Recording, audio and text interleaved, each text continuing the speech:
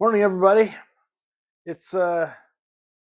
Kenton wakes up, and I'm Dr. Kenton. I'm the proprietor, the responsible agent for this, whatever this is, property, I guess. Yes, the pellet stove is pumping because it is low double digits Fahrenheit wise outside. Some low double digit prime number, like 17 or 19.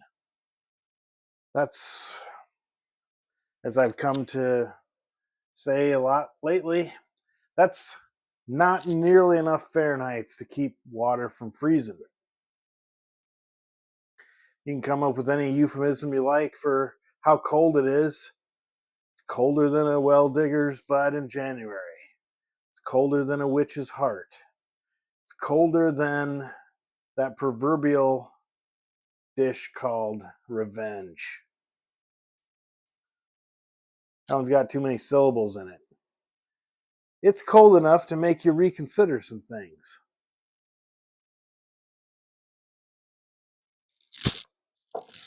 That is not coffee, it is tea.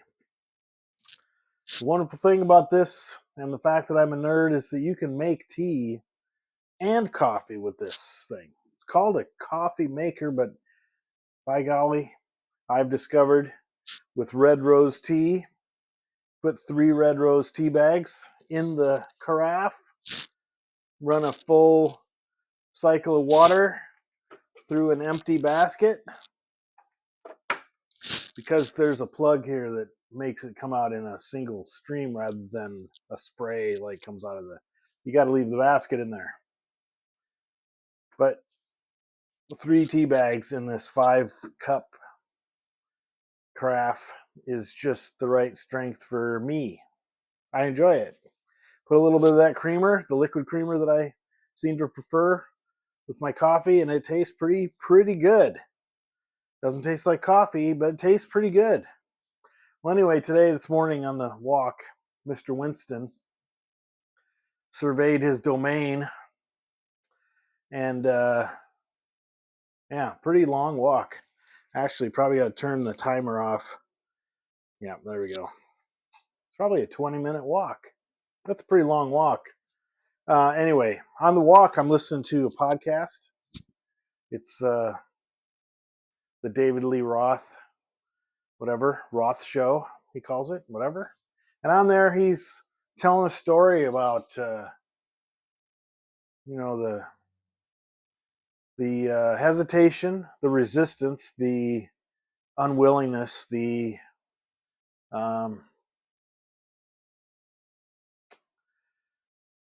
there's been a one-sided feud. Yeah, think about that one for a little bit. There's been a one-sided feud between himself and his singer successor in Van Halen, where the singer successor has been lobbing these ridiculous, and I would say that I don't really know and I don't care, to be honest. But the premise of the story was that um, Dave hasn't said anything for more than a decade. That's 10 years to you uh, English language learners that might be tuning in. Good morning and welcome. The thing is that this wasn't the message that he was trying to send, because I don't know that he had a message he was trying to send, but the message I took from it, because humans are meaning-making machines, was you got to be careful what you say about another person, because eventually your I don't know, your frustration, your bile, your vitriol, your bad feelings toward another person, your feelings of inadequacy, that will burn you back. Somebody will take something you said and really fire it back at you. And in the world I live in, academia, you cite your sources.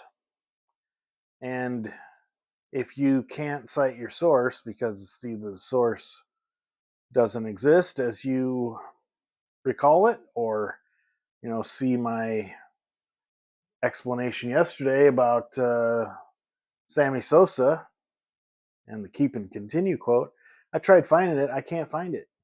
Is it possible that since he said that before the hardcore advent of the internet, that nobody has a copy of it anymore? Or is it that it's something I dreamed up somehow 30 years ago and it somehow keeps me warm at night to think about it? Who knows? To get back to the point, sometimes, and I know people on both sides of this, I'm not going to name names. It's not the point.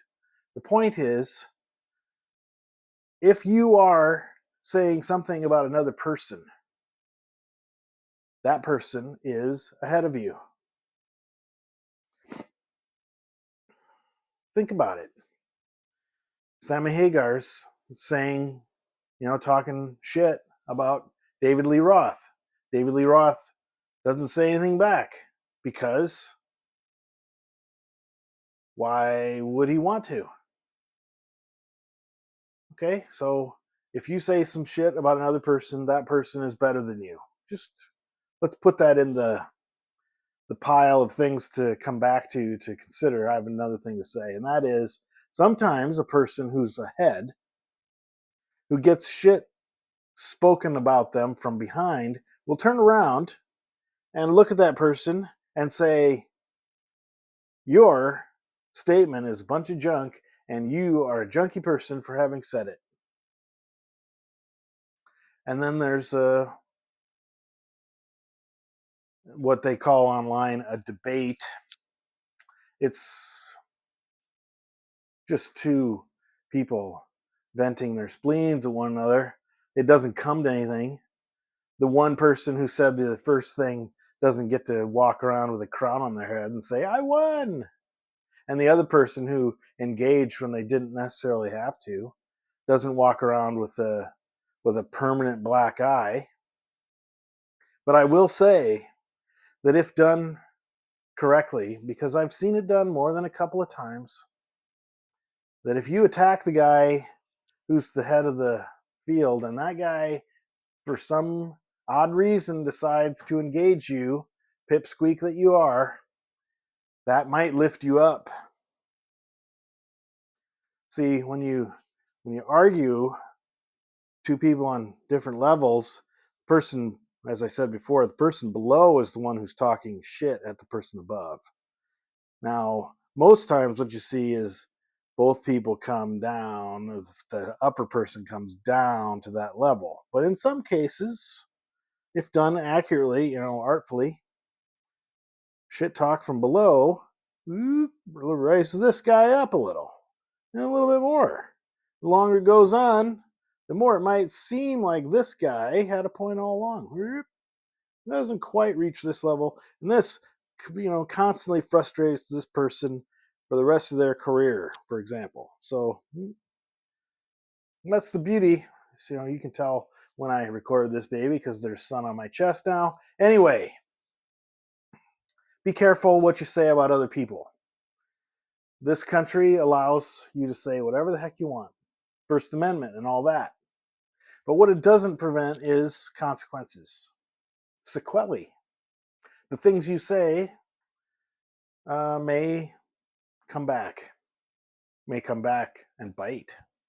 May come back and permanently destroy everything you tried to that point. Might destroy everything. So, careful. I'm not going to say use your best judgment because that's not the greatest advice I've ever heard. Anyway, I have to get on the bike. It's Tuesday, Thursday, Saturday, and today's Saturday. So this thing, I don't even know if I said what day it is today. It's today is Saturday, January 20th, 2024. This has been Dr. Kenton Wakes Up. A long diatribe, monotribe, I don't know, rant about learning to be a more personable person. All right. Okay. Getting on the bike next. I've been, following my fitness goals and all that stuff for the last few days. Starting to feel a little better waking up in the morning. That's a start. Anyway, I'll talk to you Monday. This has been the weekend edition, as they say. All right. Love you. Bye.